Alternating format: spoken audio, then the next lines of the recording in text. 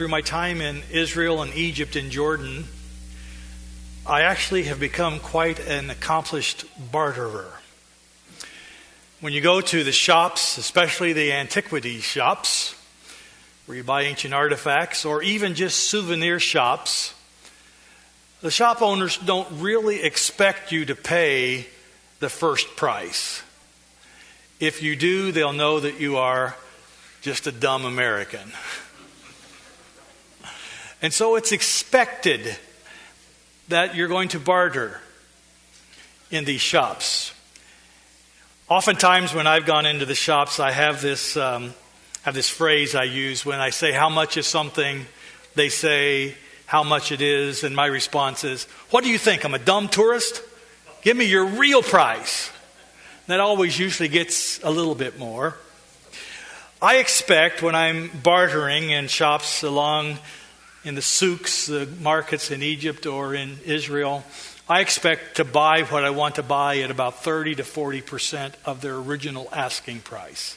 That's how much you can get them down. And you have to be prepared to walk away. You can never want to buy something more than they want to sell it. If you want to buy it worse than they want to sell it, you might as well just fork over the cash. You have to be prepared to walk away. When my first trip to Israel was over 20 years ago, and I was in a little market, a little shop in the marketplace, and I saw this lovely shawl that I thought my wife would look great in. It's kind of got this aqua color. It's got a little bit of gold or silver, or maybe both, little thread woven through. And I thought it would just be lovely to bring home for her, and she does look lovely in it. And so I asked him, how much? $50. I love my wife, $50 worth. But I said, 20. Oh, no. I said, come on, give me your best price. 40. No, not 40. 20. No. Okay. Now they do something in the Middle East. I don't know if they've learned this in the United States as much, but in the Middle East they do this thing where they get it in your hand. They're trying to sell it to you. They get it in your hand. And once it's in your hand, it's like, how do you get rid of it? You know, they walk up and the first thing a seller wants to do is put it in your hand, and then you're stuck with it. In Egypt, a number of times I was out in the middle of the desert by the pyramids or something, and they put something in your hand. What do you do with it? So my response was I just reach out and put it on the ground in the sand, and then I walk away. And it's amazing. They don't follow me. They want to retrieve what I just left in the sand.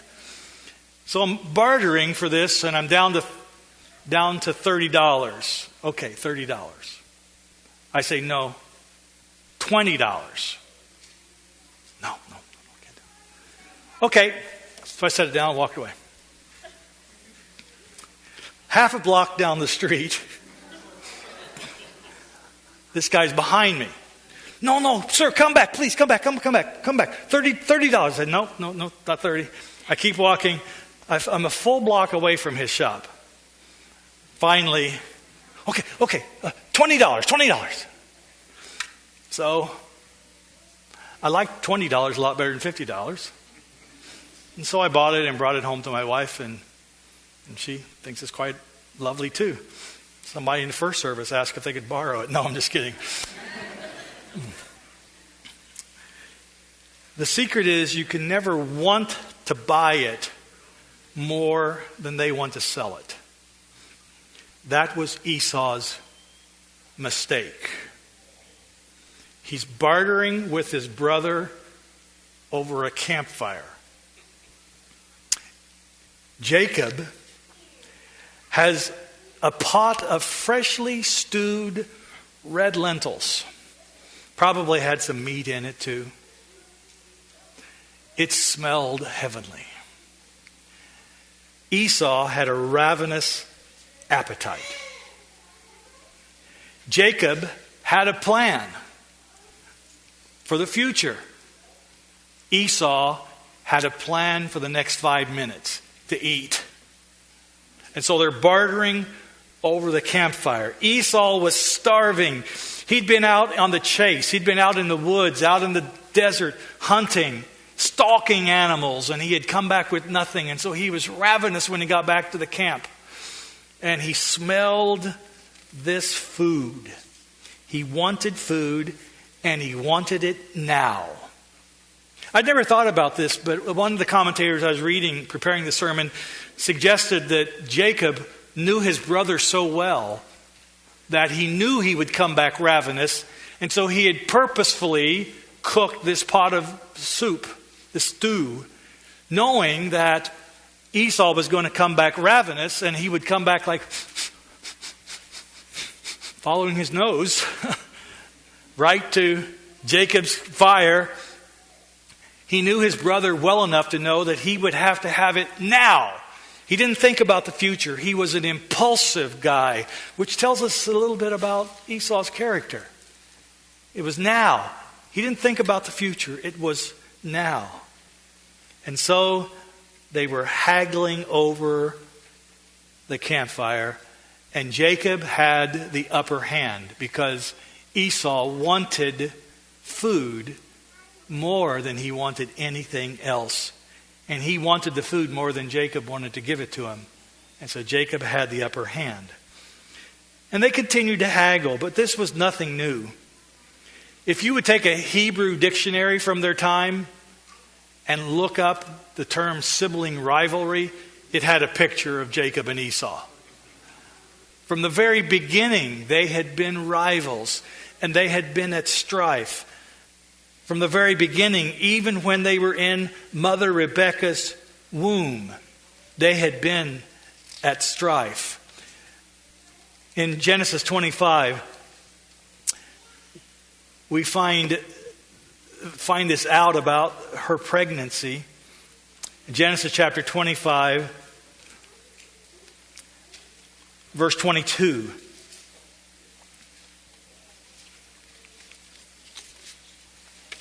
Genesis 25, verse 22.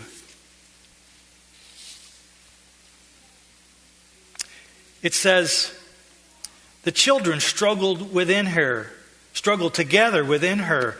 And she said, if it is thus, why is this happening to me? This is more than just, it seems like this is more than just feeling the baby kicking. They were kicking each other, striving against each other in the womb. And the Lord said to her, so she went to inquire to the Lord, and the Lord said to her, 2 nations are in your womb, and 2 peoples from within you shall be divided. The one shall be stronger than the other, that's Esau, but the older shall serve the younger. Esau will serve Jacob. This is prophetic. It was God's plan that the 2 children inside her would be 2 nations. And it was God's plan that Jacob would have the upper hand, that Jacob would be served by Esau. It was God's plan. It was his will. Verse 24. When her days to give birth were completed, behold, there were twins in her body. The first came out all red, all of his body like a hairy cloak. So they called his name Esau. Esau means hairy. Afterward, his brother came out, his hand holding Esau's heel. So his name was called Jacob, and Jacob means holding on to someone's heel. Or that's kind of an idiom. Really, it means deceiver or supplanter. It's a negative name. It's like, it would be like raising a child and having his name be Liar. Hey, liar! Would any child like to be called liar? Jacob is deceiver. And so all the years of his life, he receives the word in the name Jacob. That's why later on God has to change it. But we'll talk about that another time. But God has to change his name from Jacob the deceiver to Israel, the one who struggled with God and prevailed. It's a negative name, the deceiver. But it's also a prophetic name, as we will see later on in this story.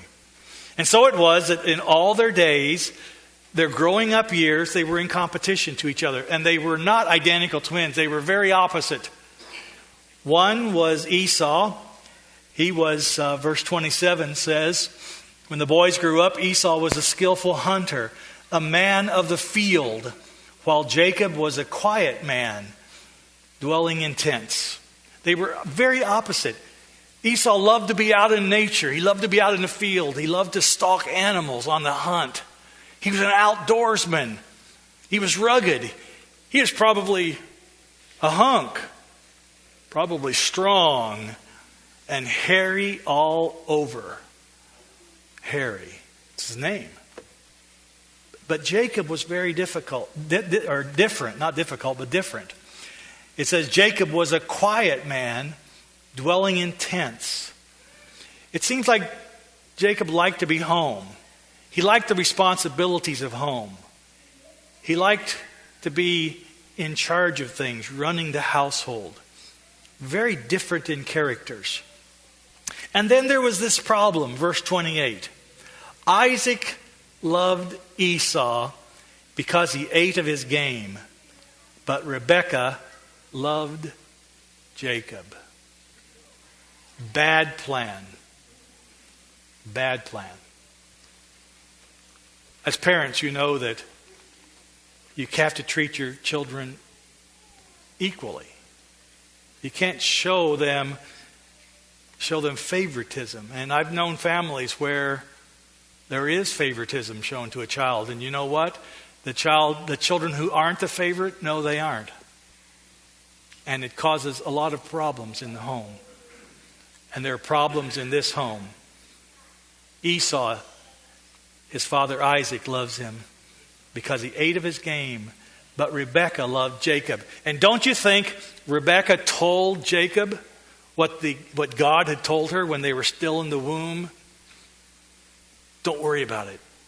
Even though Esau seemed to be the stronger one, don't worry about it. God's told me that he will serve you. Don't you think she told him that? Now, she wouldn't have allowed Esau to hear her say that. This is a secret between you and mommy. And so Jacob is looking for a way to help this come true. And so here the day arrives when the two boys are looking steely-eyed across the flames at each other. One is so starving that he thinks he's going to die in the next 5 minutes if he doesn't eat. And the other has a plan in mind. And so he says, I never saw this way, but I think it's right. He had planned this all out.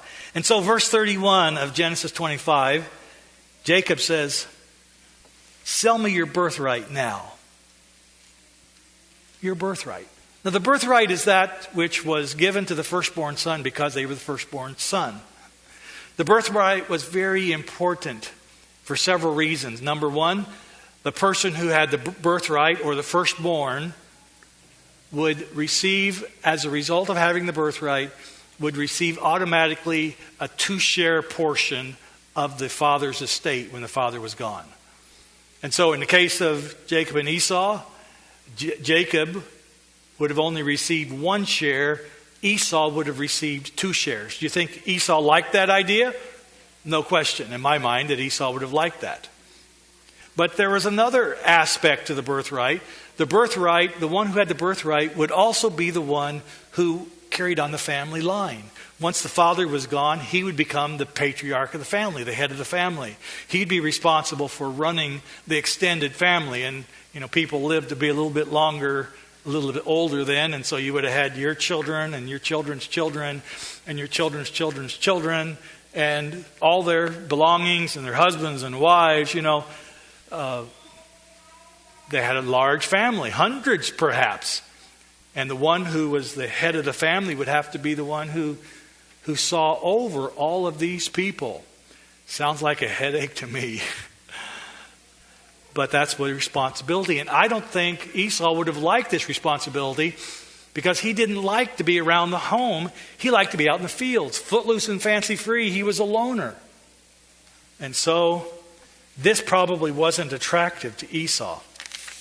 But the third part was especially not attractive to Esau. It was that the one who had the birthright would be the priest of the family. He would be the head of the spiritual life of the family. His responsibility was to lead out in family worship, to lead them in sacrifices, to be the spiritual head. And Esau did not have this in mind.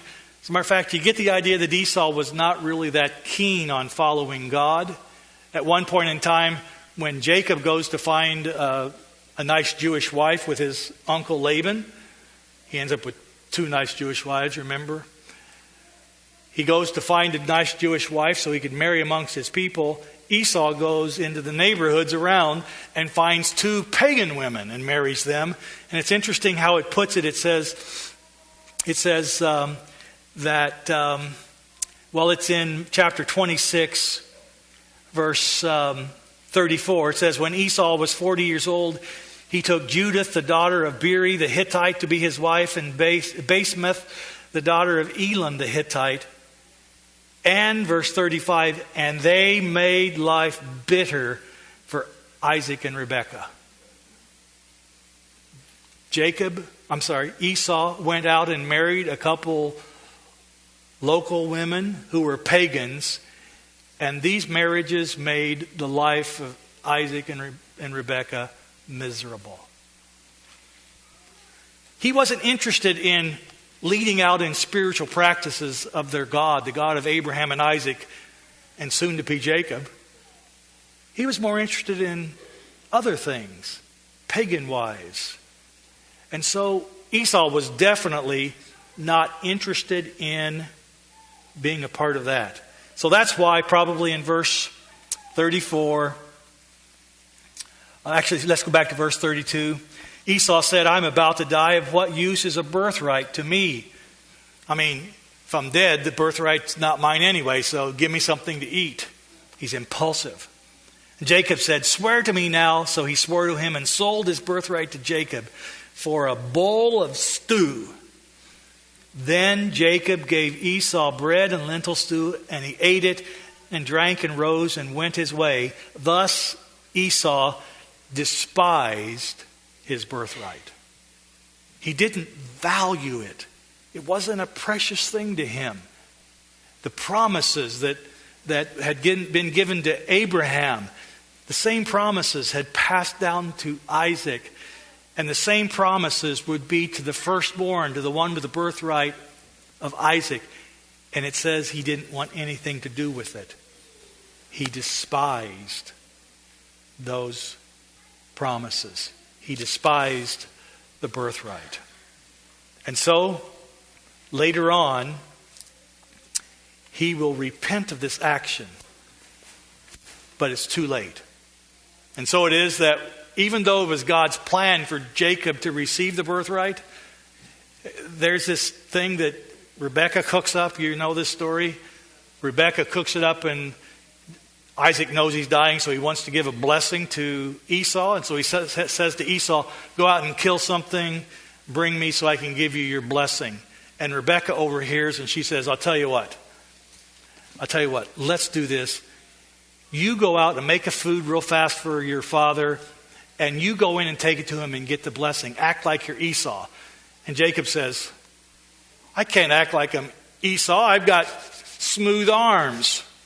And so his mother says, here, take this goat hide, take this goat fur and put it on your arms and your father will be fooled. I mean, how hairy was Esau? It's so hairy that Isaac can get fooled by goat fur. And so he does this. And he goes into his father. And he says, Father, I brought you your food. And Isaac says, the Lord must, this is really quick. And Jacob says, the Lord blessed. And Isaac says, how come I think you're Esau, but I hear Jacob's voice? I have a cold. No, I don't know what he said. Jacob says, no, it's me. Feel me. Sounds like Jacob. Feels like Esau. So he eats the food. And then this interesting thing happens. It's in chapter 27, verse 26. And Isaac is making a test here, and Jacob probably doesn't even know it. Then his father Isaac said to him, "Come near and kiss me, my son." So he came near and kissed him. And Isaac smelled the smell of his garments. It sounds like Jacob, but it smells like Esau. Because Jacob has Esau's clothes on. And Isaac smelled the smell of his garments and blessed him and said, "See, the smell of my son is the smell of a field that the Lord has blessed. May God give you the dew of heaven and of the fatness of the earth and plenty of grain and wine. Let peoples serve you and nations bow down to you." Listen to this part. "Be Lord over your brothers, and may your mother's sons bow down to you. Cursed be everyone who curses you, and blessed be everyone who blesses you." And Jacob leaves. Jacob in disguise. And very shortly later, the real Esau arrives. Now he's given his birthright away. Why should he be upset? Because he had repented of that crazy action. Selling his future for a bowl of stew? That's one of the reasons why, keep your finger there in Genesis, we're coming back, but in Hebrews it talks about both Jacob and Esau. Hebrews chapter 11 talks about Jacob. Hebrews chapter 11 is the faith chapter. It's talking about the men of faith in the Old Testament. Jacob makes it in Hebrews 11. Esau doesn't. Jacob is used as an example of someone who had faith. So all the mothers would have said, all the Hebrew mothers would have said, "I want my boy to grow up to be like Jacob."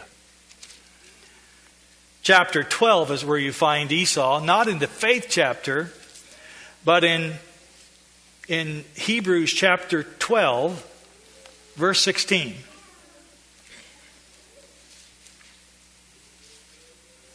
It picks it up kind of here in the middle of the sentence. It says, "See to it that no one is sexually immoral or unholy like Esau, who sold his birthright for a single meal. For you know that afterward, when he desired to inherit the blessing, he was rejected, for he found no chance to repent, though he sought it with tears." There would have been many mothers who said, "I want my boy to grow up to be like Jacob." But there would have been no mothers who said, "I want my boy to grow up to be like Esau." Jacob's in the faith chapter. Esau is known to be profane and a godless man.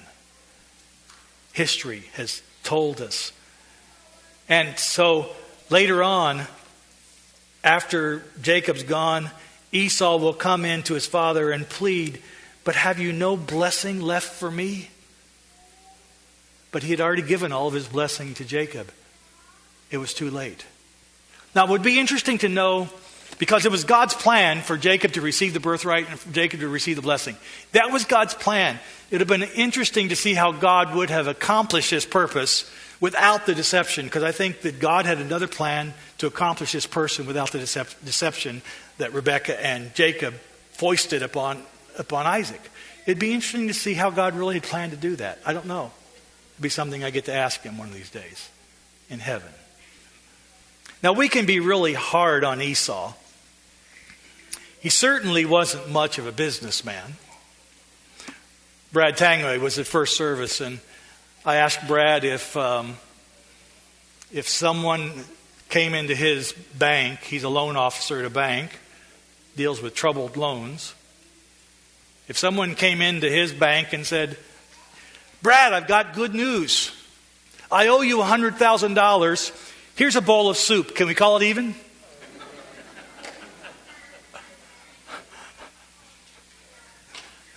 I suggested to Brad he would not have a job next Monday morning, and he agreed. Esau was not a good businessman. For the price of a bowl of soup, he gave up two-thirds of the share for his father's estate. He was not a good businessman. He also gave up his heritage, his birthright, all for a bowl of soup. And we'd like to be hard on Esau for that. But don't today people make the choices that are similar? We make choices that we want what we want now, not thinking about how it will affect eternity. Each day we make choices with what we choose to do, how we choose to spend our time. Sometimes people tell me, we talk to people about spending time with Jesus in the Bible, spending time with devotions. And people tell me, I'm so busy, I don't know how I can find time to spend time in devotions. Well, if you're too busy to spend time with the Lord every day in devotions, you're just too busy. You better find a different way to organize your life. But people are making choices every day by how they choose to work, how they choose to spend their private time, their recreational time, their pleasure time. We make choices every day. And too many times the choices that have to be made right now to get us through every day, sometimes we are so intent on getting them done, we're not preparing for tomorrow. We don't have our eye on the prize, which is eternity with our God and Savior, Jesus Christ. We haven't remembered all those things to prepare for then. It's so hard to get through today. Making choices. Now, many of the choices aren't bad. I mean, did Esau need to eat? Yeah, he did need to eat. But couldn't he have waited another half hour for someone else to prepare him a meal? He didn't think he could.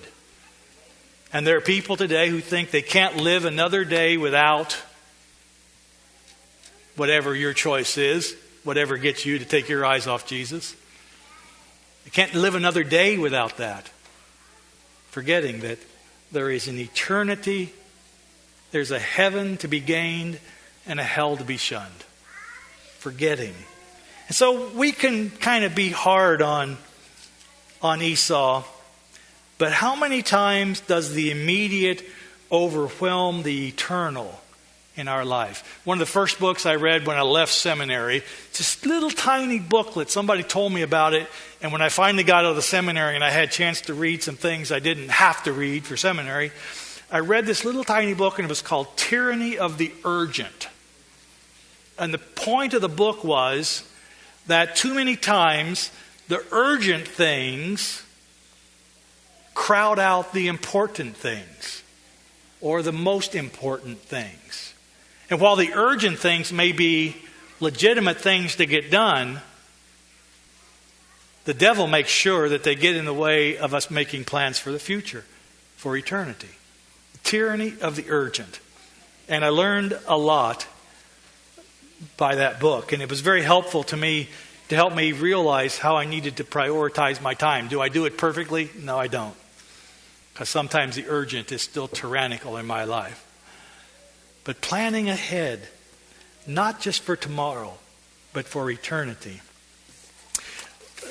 Elder Morris Venden wrote a little book many, many years ago, probably 30 years ago now. It's called To Know God. It was a very influential book in my early Christian walk with Jesus.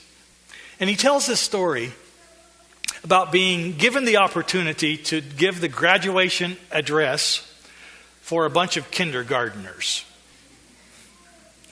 I've done this. What do you say? First off, how do you even get their attention? And so He talks about this. It was an ominous honor. He says they all came marching in wearing their little homemade gowns and cardboard mortar boards with the tassels hanging down, and I'm supposed to try to say something appropriate. So he says, I decided that I would try to involve them in the address, or I would never keep their attention. So I had a problem for them to solve. The problem was this. He says, pretend, and he held up a piece of paper. He said, pretend that this is a check for $1 million. Now, obviously, they were oblivious to the fact that he didn't have $1 million, But pretend this is a check for $1 million. I'll give it to you when you're 21 years old. In this hand, he's saying to these 5-year-olds, is $1, a real green dollar. A check for $1 million you'll get 16 years from now. $1. Which would you take? He writes, he says, I could see the lollipops and ice cream bars and bubble gum going by in their minds. So I tried to appeal to them on the basis of their vast education and the fact that they were now graduates to give careful consideration to this problem. I was afraid of what they were going to decide, so I held them off as long as I could. But when I finally asked for the answer, every one of them chose the same thing, the $1. And I could tell by their pleased expressions that they knew I would be impressed with their careful thinking. Living for today, not planning for tomorrow. Then he asked this question, did that problem end at Kiddie Campus? No, the whole world is hooked on the same thing. He tells a story about his father giving him this illustration. He says, son, I have a proposition for you. I'm going to give you $1 million. And Maury Venden writes, and I laughed because I knew my dad didn't have $1 million. Yeah.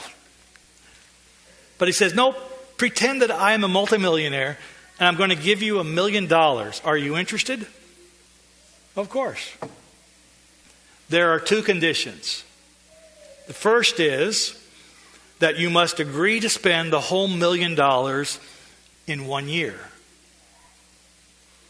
Now, if someone were to give me $1 million, I'd probably like to spread the fun over a little bit longer period. Right? But if I had to spend it all at 1 year, I guess I could do that. And at the end of the 1 year, his father says, at the end of the 1 year, you die.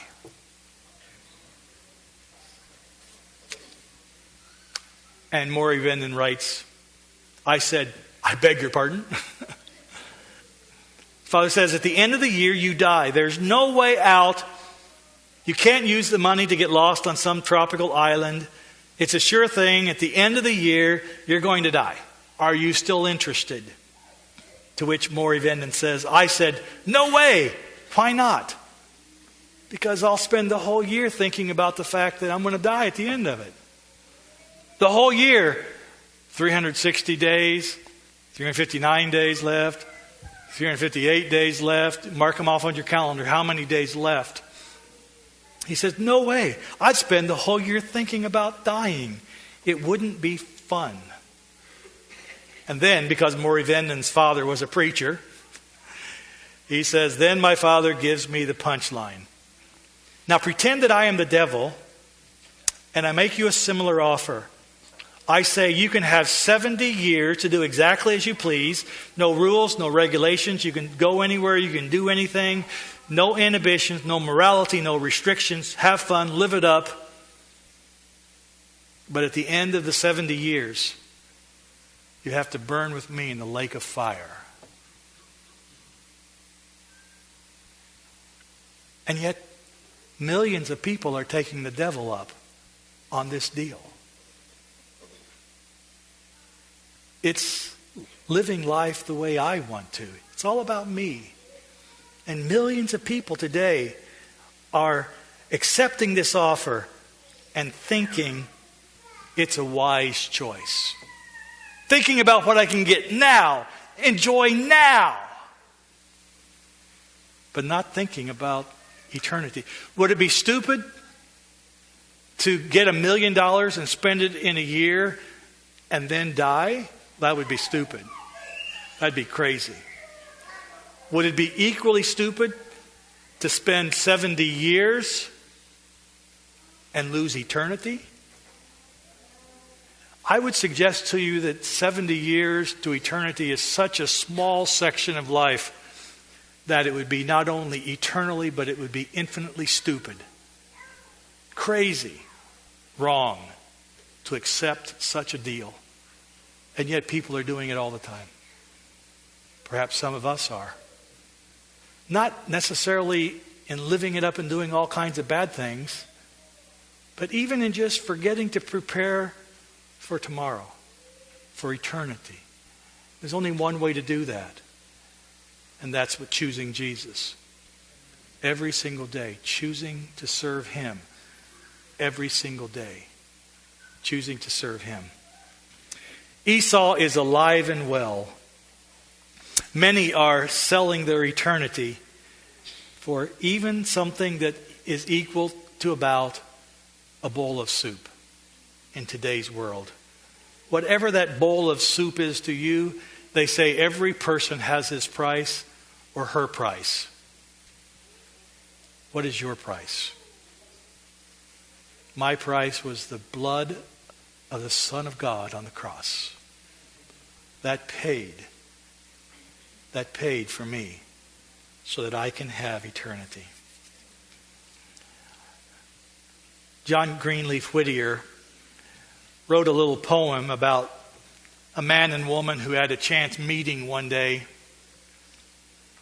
And he thought about what a wonderful catch she would be. She thought about what a wonderful catch he would be. But they kept passing. He married someone else, she married someone else. But every once in a while they'd remember back to that day. And then John Greenleaf Whittier writes these words. And these are much more profound words than just about a chance meeting somewhere. He writes these words. For of all sad words of tongue and pen, the saddest is these, it might have been.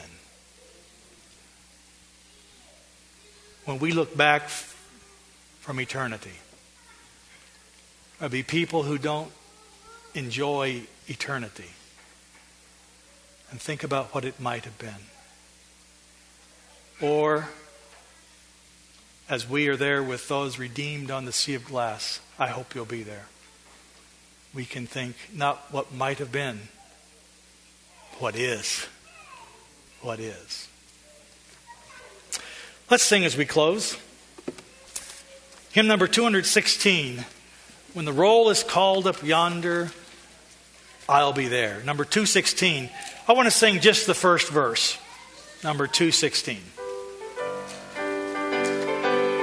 Let's stand together, please.